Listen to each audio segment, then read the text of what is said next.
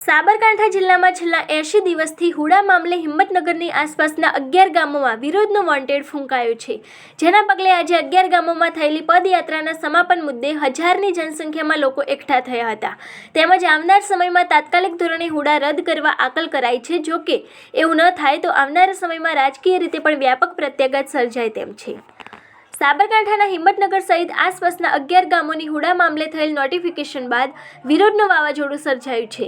રાજકીય રીતે વિવિધ બેઠકો થયા બાદ હજુ સુધી કોઈ ઉકેલ આવ્યો નથી. ત્યારે સ્થાનિક આગેવાનો સહિત હુડા રદ કરવા માટે થયેલી સમિતિએ 11 ગામોનો પ્રવાસ કરી એકતા તેમજ હુડા રદ કરવા મામલે સ્થાનિક લોકોને સમજાવટ માટે પદયાત્રા કરી હતી, જેના પગલે આજે મોટી સંખ્યામાં સ્થાનિકો એકઠા થઈ કોઈપણ સંજોગોમાં હુડા દૂર કરવામાં એક અવાજે તમામ લોકો જોડાયા હતા. જોકે મોટી સંખ્યામાં એકત્ર થયેલા લોકોએ પોતાનો રોષ જાહેર મંચ સહિત નિવેદનોમાં પણ જણાવ્યું હતું.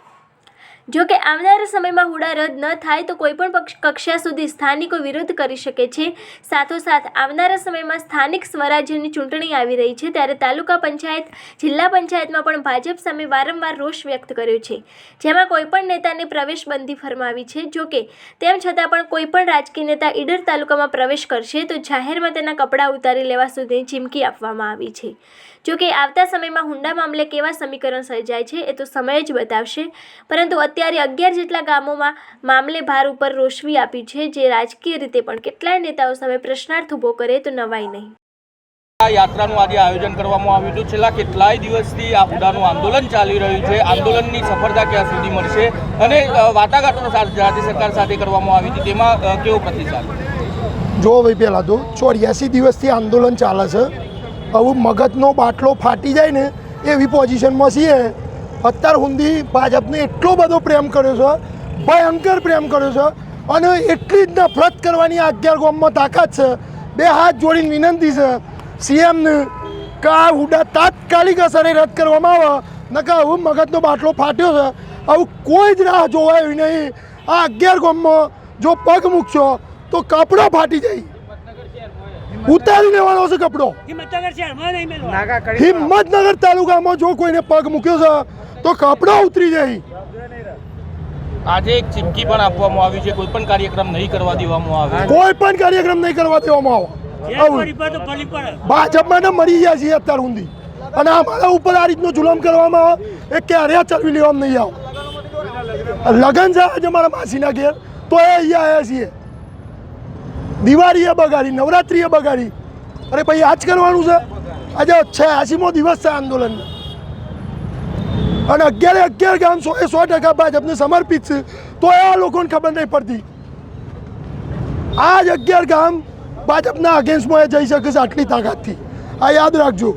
સત્વરે 3 થી 4 દિવસની અંદર આ હુડા રદ કરવામાં આવે, નગર મજા નહીં આવે. આજે આ યાત્રાનું આયોજન છેલ્લા 86 દિવસથી આંદોલન ચાલી રહ્યું છે, કેટલી સફળતા મળી છે, વાટાઘાટો પણ કરવામાં આવે છે, શું કહે?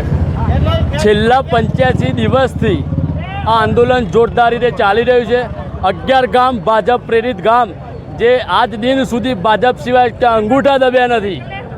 આજ સુધી ભાજપ સિવાય ઓગળી કાપીને મૂકવાની થાય તો સાઈડમાં મૂકી છે, પણ આજ સુધી ભાજપ સિવાય કોઈ જગ્યાએ અમે મત આલ્યા નથી. ભાજપના પાછળ અમે રાત દિવસ એક કરે છે. જ્યારે આ ભારતીય જનતા પાર્ટીના ધારાસભ્યશ્રી, આગેવાનો આજે અમારી કોઈ પણ વાત સાંભળવા તૈયાર નથી.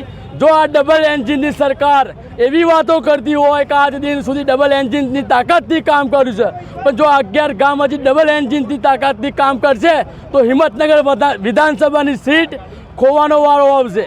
આવનાર દિવસોમાં જિલ્લા પંચાયત, તાલુકા પંચાયતમાં તો અમે ગામમાં બેસવા જ દેવાના નથી. જો 3-4 દિવસમાં હુડા રદ નહીં થાય, અમારું નહીં સાંભળવામાં આવે, તો આગળની તાલુકા પંચાયત, જિલ્લા પંચાયતમાં આ સીટોનું નામ ભૂલી જજો. અમે ગમે તે અપક્ષ અમારા 11 ગામોથી ઉમેદવાર મૂકીને જીતાડશું, પણ આ નેતાઓને અમે ગામમાં બેસવા દેવાના હવે નથી.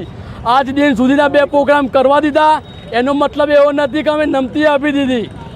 આજ દિન સુધીના 2 પ્રોગ્રામ એટલા માટે કરવા દીધા હતા કે અમને લોલીપોપ આપવામાં આવી હતી કે અમે આજ સુધી હુડા રદ કરી દઈશું, અમે તમારા જોડે છીએ, સાથે છીએ. જો એમને રદ કરવું જ હોય, અમારા સાથે હોય, તો એમને અમે આમ મીડિયાના માધ્યમથી જણાવવા માગીએ છીએ કે ટૂંક જ સમયમાં હુડાનો કાગળ કાં તો હિંમતનગર ધારાસભ્ય કાં તો આગેવાન શ્રીઓ એક વિડીયો બનાવીને 11 ગામને મેસેજ પહોંચાડે કે ભાઈ હુડામાં અમે જોડે છીએ અને આ હુડા રદ થાય એ માટે અમે સત્વરે આની મહેનત કરશું અને હુડા રદ થાય તેવું અમે આગળનું વિચારશું.